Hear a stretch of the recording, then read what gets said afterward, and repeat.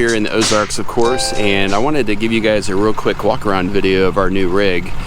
So this is a 2020 TRD Pro Tacoma, and it is one of the last Tacomas, in case you didn't know, that was still built in the state of Texas. All Tacomas now are made in the country of Mexico, which is a little disappointing, but obviously Toyota had their reasons, so we won't be too hard on them about that. I wanted to tell you some things that I had added to the Tacoma here to make it more suited for our travels. So of course we have our kayak up there. We put a Rhino rack, Pioneer rack up on top that went up on there very well. Obviously there's other Prinsu racks and other racks that are available. We put a Yakima Overhaul HD rack on the back with the side load bars so that you can put the MaxTrax Rotopax adapter on there.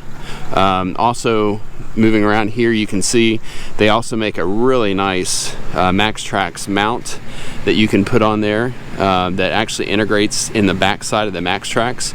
Kind of did this just to have maybe some extra traction during the winter, and I'm sure they'll get used occasionally with the Tacoma also. Kind of put it also so that the dog would not want to maybe jump out the sides as easily, because my wife was always worried about that. Chrissy's always worried about that. Here we have like a dog leash in the back with a center mount, so he can be back here, and then a Tacoma OEM mount, or mat that is. Here in the back we have the decked drawers.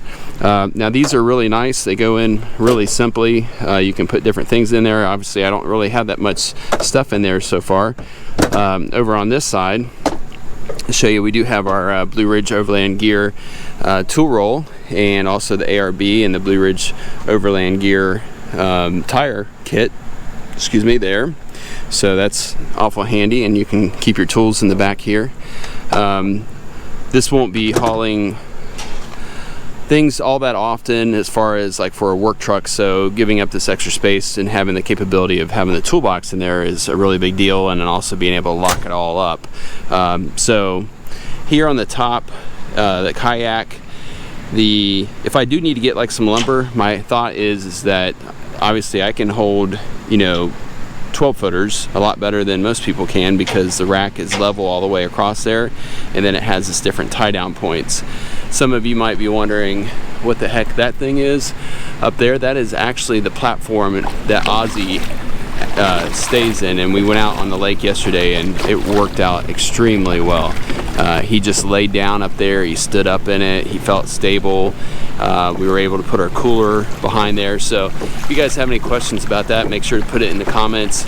I can kind of give you guys an idea to how to build your own. It's pretty simple. It's just 2.5 inch white Schedule 20 PVC, so it's even the lighter weight stuff, and it's really sturdy, holds up really good, still allows us to put our wheels up there, so we're pretty excited about that.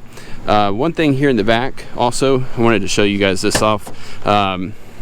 So here in the back, underneath this mat, we have installed the Airlift wireless lift system, and that is really neat. So the way that works, it's their Gen 2 system, not the wireless one, because they make two.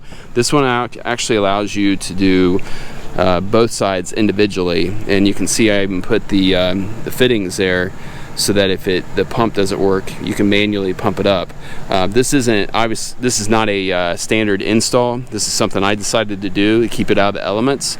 Normally it gets installed, the compressor does, underneath the truck, but I thought it was really nice to be able to put it up out of the elements and probably make it last a lot longer by doing that.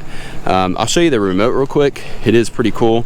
Now we did use, instead of the Airlift airbags, we did use the Firestone airbags, which I think are a little bit better. I mean, obviously I have not owned the Airlift, so I can't for sure say that, but in my opinion they looked better, so that's why I went with the Firestones. And then we went with the Daystar cradles, and what that does is it still allows for your suspension to fully articulate, pretty much fully articulate, and not really hold it. So if you do go off-road and you need to articulate your rear axle, of course this being an off-road truck, you still want to be able to do that. So with airbags, normally that's not the case because they're connected at the top of the axle and also at the bottom of the axle. Here's the remote. So the remote basically stays off most of the time, but then as you can see, it wakes up. Let me turn the screen back on. So it wakes up and then it tells you what the pressure is, and then if you want to up the pressure, you just hit the button, and then you're going to hear the compressor kick on.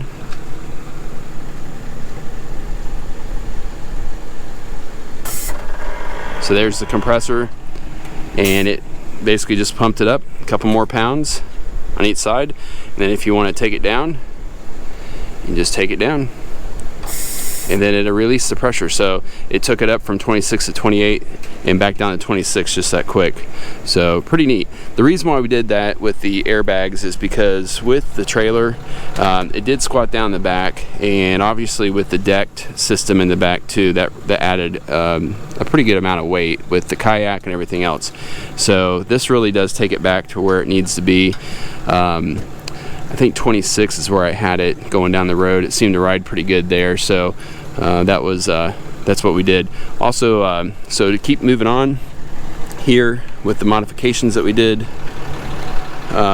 put a snorkel on there, so that's not that big of a deal. A lot of people do. I wanted to put a snorkel on there.